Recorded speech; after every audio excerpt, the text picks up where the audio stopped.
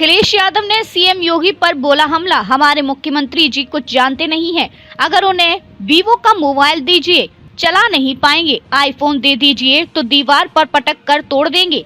वक्फ vote को लेकर जो लोग सुप्रीम कोर्ट गए हैं उनके समर्थन में समाजवादी पार्टी साथ है। वाराणसी में छात्रा से गैंग रेप के मामले पर अखिलेश यादव बोले, ये घटना जो वाराणसी में हो रही है दुखद है और अगर संख्या देखें तो सबसे ज्यादा असुरक्षित उत्तर प्रदेश में है। सुप्रीम कोर्ट की यूपी सरकार पर फटकार पर बोले, जो हम लोग कहते थे वह सुप्रीम कोर्ट का रहा है। प्रदेश में कानून नाम की कोई चीज नहीं है। फर्जी मुकदमे लिखे जा रहे हैं, पैसे वसूले जा रहे हैं। जौनपुर से बेहतर किसी और को जाने। पुलिस कस्टडी में पुजारी यादव की मौत, मंगेश यादव एनकाउंटर समेत कई उदाहरण देते हुए अखिलेश यादव ने सरकार पर बोला हमला।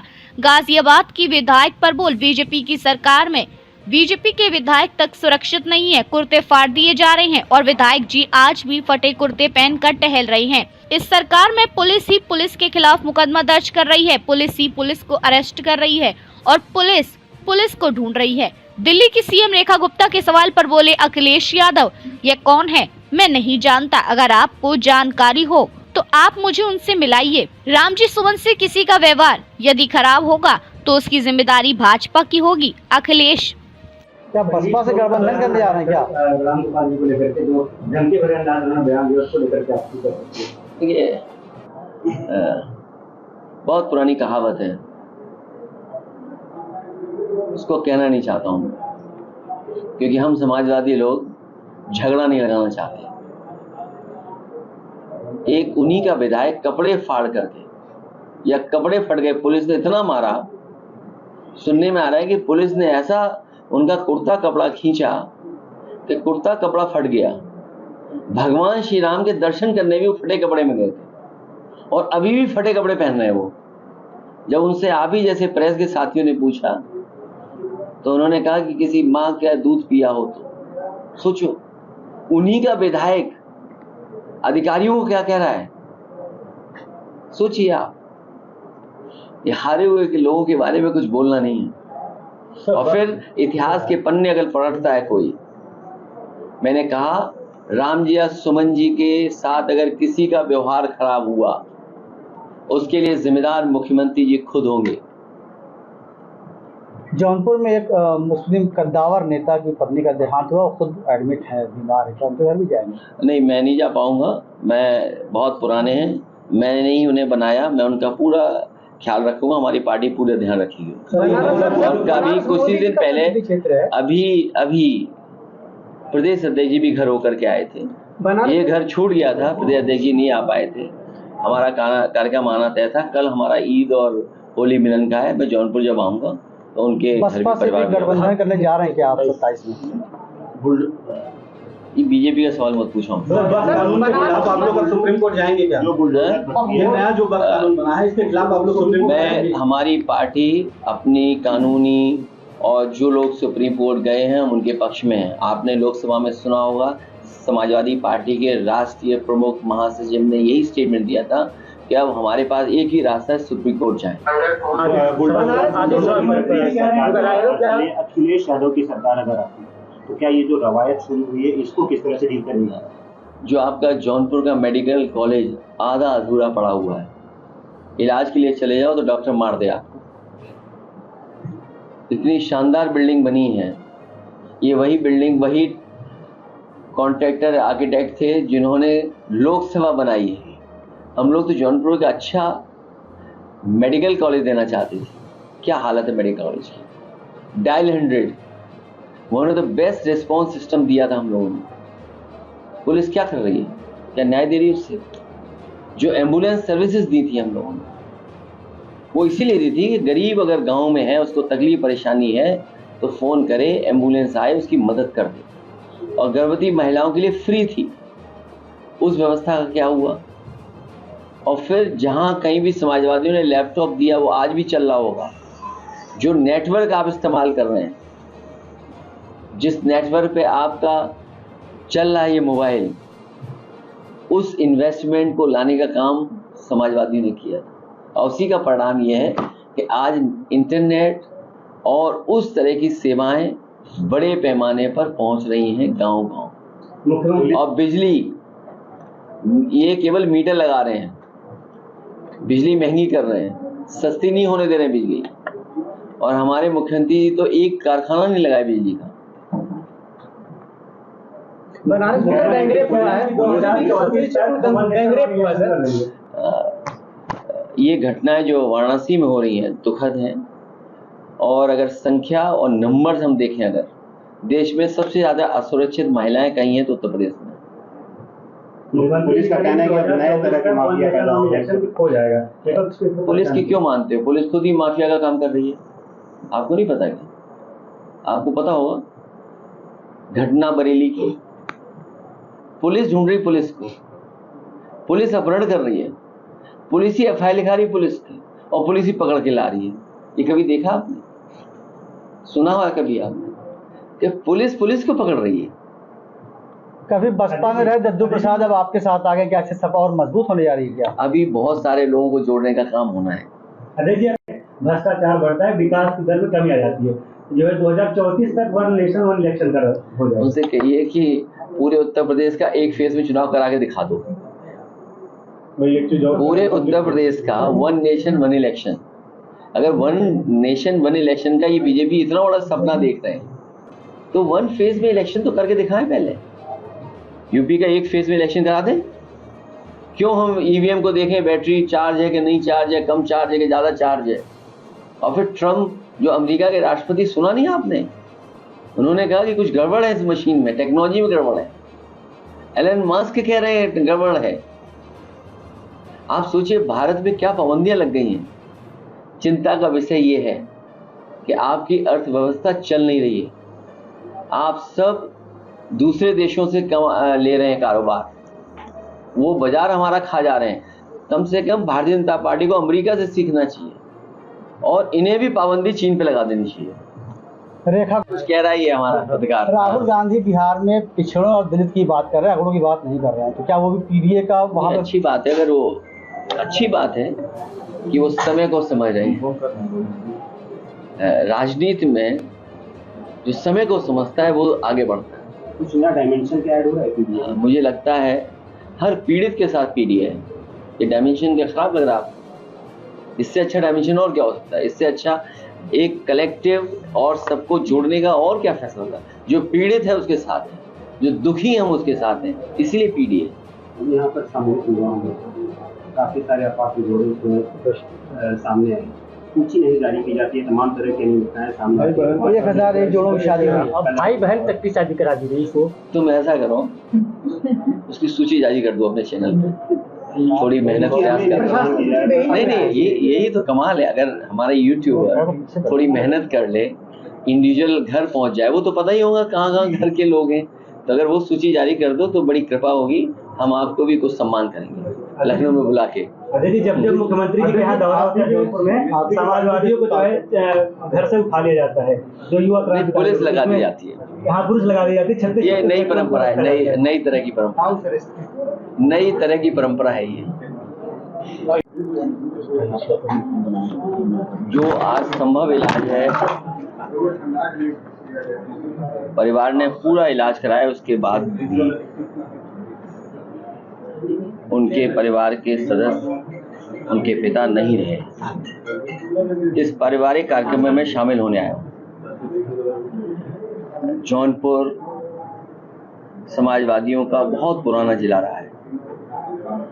नेताजी से लेकर के और पूर्व में बहुत बड़े बड़े नेता यहाँ से बने, परिवर्तन लाए, राजनीति को हमेशा दिशा देने का काम किया है।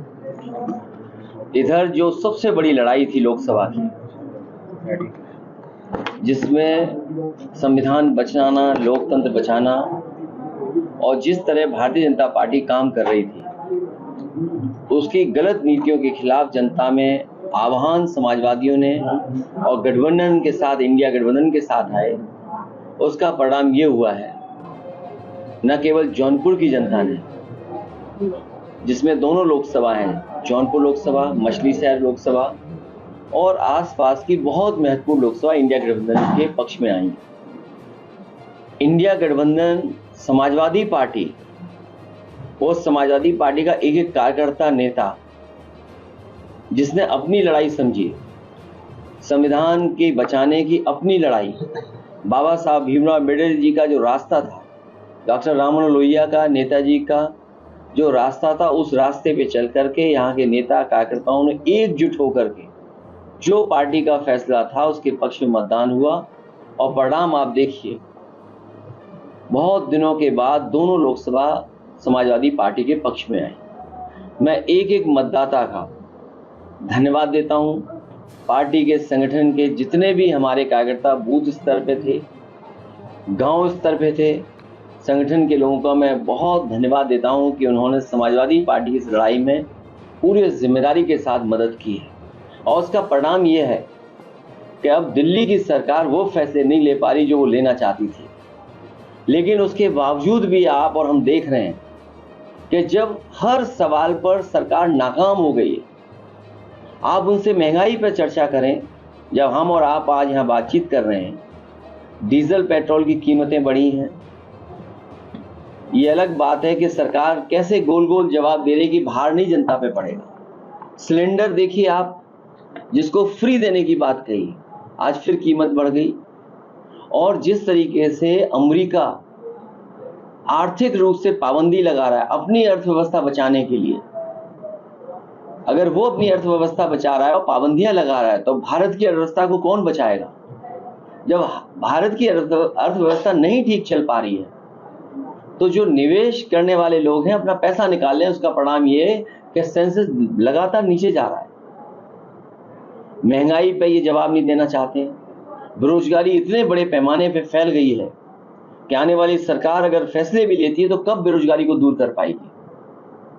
कुछ लोगों को लाभ पहुंचाने के लिए सरकार हर फैसला ले रही है। अभी मुद्रा योजना का 10 साल पूरे हुए हैं। आप खुद सोचिए, अगर 52 करोड़ लोगों को इन्होंने मुद्रा योजनाओं से जोड़ा है, और ये बात उन्होंने सरकार में कही थी कि हर व्यक्ति को नौकरी मिलेगी इस मुद्रा योजना के माध्यम से, जो कारोबारियों की मदद की। अगर 52 करोड़ लोगों को इन्होंने मदद की है, 33 लाख करोड़, तो अगर एक व्यक्ति जिसको मुद्रा लोन मिला है, अगर उसने 2 लोगों को नौकरी दी है, तो इसका मतलब तो यह है कि नौकरी खत्म हो जानी चाहिए थी, अब नौकरी की जरूरत ही नहीं थी किसी को। ये तो उन्हीं की बात मैं कह रहा हूं जो आपसे मैं आज शेयर कर रहा हूं। और फिर हमारे मुख्यमंत्री कहते हैं कि अगले 3 साल में हम 0 पॉवर्टी कर देंगे। हमारे मुख्यमंत्री जी कुछ जानते नहीं है। अगर उन्हें वीवो का मोबाइल दे दो तो कहो वो भी ना चला पाए, आईफोन दे दो तो कहो दीवार पे मार दें। क्या कह रहे हैं कि 3 साल में हम गरीबी दूर कर देंगे, 0 पॉवर्टी कर देंगे। ये किस बात का नारा है? और फिर 0 टॉलरेंस लॉ एंड ऑर्डर के लिए सुप्रीम कोर्ट क्या कह रहा है? सुप्रीम कोर्ट कह रहा है जो बात हम लोग कहते थे, वो बात सुप्रीम कोर्ट कह रहा है कि कानून व्यवस्था उत्तर प्रदेश में है ही नहीं, खत्म हो गई है। कानून व्यवस्था के नाम पर कुछ हो ही नहीं रहा है। मनचाहा अधिकारी काम कर रहे हैं, मनचाहा अधिकारी मुकदमे लगा रहे हैं, मनचाहा लोग पैसे वसूल रहे हैं। और जौनपुर से बेहतर कौन नहीं जानता, याद करो वो पुजारी की घटना। क्या आज भी जेल में नहीं है पुलिस के लोग? मुझे वो दिन याद है जब एक बच्चा केवल टिकटॉक बना रहा था, वो मुस्लिम बच्चा था, टिकटॉक बना रहा था, पुलिस ने दबाव बनाया, उसके बाद पिताजी से पैसा लेना चाहते थे, जान चलेगी बाद में। हमारा पूरा डेलीगेशन पार्टी का पहुंचा था, न जाने कितने बेगुनाहों को मार दिया। और यही जौनपुर है जहां पर अपनी नाकामी छुपाने के लिए बैंक डकैती के मामले में एक फेक इनकाउंटर किया था। फेक इनकाउंटर इसी जिले में हुआ था। और कैसी सरकार है सोचिए आप, जब सवाल खड़े हुए, जवाब नहीं दे पाए, तो उन्होंने बैलेंस करने के लिए छतरी की भी जान ले ली। ये बात आप लोगों से नहीं छिपी होगी, क्योंकि आप लोगों ने तो करीब से चीजें देखी हैं। तो हर चीज की जब नाकामी हो गई, ये जो वक्फ बिल लाए हैं, नाकामी का पर्दा है। अपनी तमाम जो उनकी नाकामी है योजनाओं की, जो कुछ नहीं जनता को कर पाए, इसलिए इस तरह के कानून ला रहे हैं। समाजवादी पार्टी ने लोकसभा में भी स्वीकार नहीं किया था। आने वाले समय में भारतीय जनता पार्टी जाने वाली है। भारतीय जनता पार्टी पीडीए की ताकत को, पीडीए की एकजुटता का सामना नहीं कर सकती भारतीय जनता पार्टी। और इसीलिए क्या कह रही थी मुख्यमंत्री जी, 80 और 90 ये मैंने नहीं कहा। अगर पूर्व में किसी ने कहा हो, मेरे मुंह से आपने कभी नहीं सुना हुआ 80 और 90, मैं उन्हीं मुख्यमंत्री जो 80-90 कह रहे हैं, मैं उनसे जानना चाहता हूं कि हम 80 में आते हैं कि 20 में आते हैं, 80 में है कि 20 में है। अगर वो ये नहीं बता पा रहे हैं तो वो समझ लें ये लड़ाई 90-10 की है। और 90-10 में इसलिए बोल रहा हूं, जो आज संभव इलाज है, परिवार ने पूरा इलाज कराया, उसके बाद भी उनके परिवार के सदस्य, उनके पिता नहीं रहे। इस पारिवारिक कार्यक्रम में शामिल होने आया। जौनपुर समाजवादियों का बहुत पुराना जिला रहा है। नेताजी से लेकर के और पूर्व में बहुत बड़े बड़े नेता यहाँ से बने, परिवर्तन लाए, राजनीति को हमेशा दिशा देने का काम किया है। इधर जो सबसे बड़ी लड़ाई थी लोकसभा की, जिसमें संविधान बचाना, लोकतंत्र बचाना, और जिस तरह भारतीय जनता पार्टी काम कर रही थी, उसकी गलत नीतियों के खिलाफ जनता में आह्वान समाजवादियों ने और गठबंधन के साथ, इंडिया गठबंधन के साथ आए। उसका परिणाम ये हुआ है, न केवल जौनपुर की जनता ने, जिसमें दोनों लोकसभा हैं, जौनपुर लोकसभा, मछलीशहर लोकसभा और आसपास की बहुत महत्वपूर्ण लोकसभा इंडिया गठबंधन के पक्ष में आई। इंडिया गठबंधन समाजवादी पार्टी, उस समाजवादी पार्टी का एक एक कार्यकर्ता, नेता, जिसने अपनी लड़ाई समझी, संविधान के बचाने की अपनी लड़ाई, बाबा साहब भीमराव अम्बेडकर जी का जो रास्ता था, डॉक्टर राम मनोहर लोहिया का, नेताजी का जो रास्ता था, उस रास्ते पे चल करके यहाँ के नेता कार्यकर्ताओं ने एकजुट होकर के जो पार्टी का फैसला था उसके पक्ष में मतदान हुआ। और परिणाम आप देखिए, बहुत दिनों के बाद दोनों लोकसभा समाजवादी पार्टी के पक्ष में आई। मैं एक एक मतदाता का धन्यवाद देता हूं। पार्टी के संगठन के जितने भी हमारे कार्यकर्ता बूथ स्तर पे थे, गांव स्तर पे थे, संगठन के लोगों का मैं बहुत धन्यवाद देता हूं कि उन्होंने समाजवादी पार्टी की इस लड़ाई में पूरी जिम्मेदारी के साथ मदद की है। और उसका परिणाम ये है कि अब दिल्ली की सरकार वो फैसले नहीं ले पा रही जो वो लेना चाहती थी।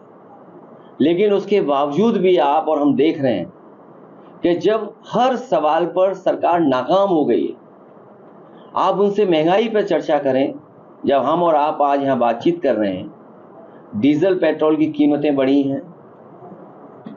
ये अलग बात है कि सरकार कैसे गोल गोल जवाब दे रही कि भार नहीं जनता पे पड़ेगा। सिलेंडर देखिए आप, जिसको फ्री देने की बात कही, आज फिर कीमत बढ़ गई। और जिस तरीके से अमेरिका आर्थिक रूप से पाबंदी लगा रहा है अपनी अर्थव्यवस्था बचाने के लिए, अगर वो अपनी अर्थव्यवस्था बचा रहा है और पाबंदियां लगा रहा है, तो भारत की अर्थव्यवस्था को कौन बचाएगा? जब भारत की अर्थव्यवस्था नहीं ठीक चल पा रही है, तो जो निवेश करने वाले लोग हैं अपना पैसा निकाल रहे हैं। उसका परिणाम ये है कि सेंसेक्स लगातार नीचे जा रहा है। महंगाई पे ये जवाब नहीं देना चाहते हैं। बेरोजगारी इतने बड़े पैमाने पे फैल गई है कि आने वाली सरकार अगर फैसले भी लेती है तो कब बेरोजगारी को दूर कर पाएगी? कुछ लोगों को लाभ पहुंचाने के लिए सरकार हर फैसला ले रही है। अभी मुद्रा योजना का 10 साल पूरे हुए हैं। आप खुद सोचिए, अगर 52 करोड़ लोगों को इन्होंने मुद्रा योजनाओं से जोड़ा है, और ये बात उन्होंने सरकार में कही थी कि हर व्यक्ति को नौकरी मिलेगी इस मुद्रा योजना के माध्यम से, जो कारोबारियों की मदद की। अगर 52 करोड़ लोगों को इन्होंने मदद की है, 33 लाख करोड़, तो अगर एक व्यक्ति जिसको मुद्रा लोन मिला है, अगर उसने 2 लोगों को नौकरी दी है, तो इसका मतलब तो यह है कि नौकरी खत्म हो जानी चाहिए थी, अब नौकरी की जरूरत ही नहीं थी किसी को। ये तो उन्हीं की बात मैं कह रहा हूं जो आपसे मैं आज शेयर कर रहा हूं। और फिर हमारे मुख्यमंत्री कहते हैं कि अगले 3 साल में हम 0 पॉवर्टी कर देंगे। हमारे मुख्यमंत्री जी कुछ जानते नहीं है। अगर उन्हें वीवो का मोबाइल दे दो तो कहो वो भी ना चला पाए, आईफोन दे दो तो कहो दीवार पे मार दें। क्या कह रहे हैं कि 3 साल में हम गरीबी दूर कर देंगे, 0 पॉवर्टी कर देंगे। ये किस बात का नारा है? और फिर 0 टॉलरेंस लॉ एंड ऑर्डर के लिए सुप्रीम कोर्ट क्या कह रहा है? सुप्रीम कोर्ट कह रहा है, जो बात हम लोग कहते थे वो बात सुप्रीम कोर्ट कह रहा है कि कानून व्यवस्था उत्तर प्रदेश में है ही नहीं, खत्म हो गई है। कानून व्यवस्था के नाम पर कुछ हो ही नहीं रहा है। मनचाहा अधिकारी काम कर रहे हैं, मनचाहा अधिकारी मुकदमे लगा रहे हैं, मनचाहा लोग पैसे वसूल रहे हैं। और जौनपुर से बेहतर कौन नहीं जानता, याद करो वो पुजारी की घटना। क्या आज भी जेल में नहीं है पुलिस के लोग? मुझे वो दिन याद है जब एक बच्चा केवल टिकटॉक बना रहा था, वो मुस्लिम बच्चा था, टिकटॉक बना रहा था, पुलिस ने दबाव बनाया, उसके बाद पिताजी से पैसा लेना चाहते थे, जान चली गई। बाद में हमारा पूरा डेलीगेशन पार्टी का पहुंचा था, न जाने कितने बेगुनाहों को मार दिया। और यही जौनपुर है जहां पर अपनी नाकामी छुपाने के लिए बैंक डकैती के मामले में एक फेक इनकाउंटर किया था। फेक इनकाउंटर इसी जिले में हुआ था। और कैसी सरकार है सोचिए आप, जब सवाल खड़े हुए, जवाब नहीं दे पाए, तो उन्होंने बैलेंस करने के लिए एक छतरी की भी जान ले ली। ये बात आप लोगों से नहीं छिपी होगी, क्योंकि आप लोगों ने तो करीब से चीजें देखी हैं। तो हर चीज की जब नाकामी हो गई, ये जो वक्फ बिल लाए हैं, नाकामी का पर्दा है। अपनी तमाम जो उनकी नाकामी हैं योजनाओं की, जो कुछ नहीं जनता को कर पाए, इसलिए इस तरह के कानून ला रहे हैं। समाजवादी पार्टी ने लोकसभा में भी स्वीकार नहीं किया था। आने वाले समय में भारतीय जनता पार्टी जाने वाली है। भारतीय जनता पार्टी पीडीए की ताकत को, पीडीए की एकजुटता का सामना नहीं कर सकती भारतीय जनता पार्टी। और इसीलिए क्या कह रही थी मुख्यमंत्री जी, 80 और 90, ये मैंने नहीं कहा। अगर पूर्व में किसी ने कहा हो, मेरे मुंह से आपने कभी नहीं सुना हुआ 80 और 90। मैं उन्हीं मुख्यमंत्री जो 80-90 कह रहे हैं, मैं उनसे जानना चाहता हूं कि हम 80 में आते हैं कि 20 में आते हैं, 80 में है कि 20 में है। अगर वो ये नहीं बता पा रहे हैं तो वो समझ लें ये लड़ाई 90-10 की है।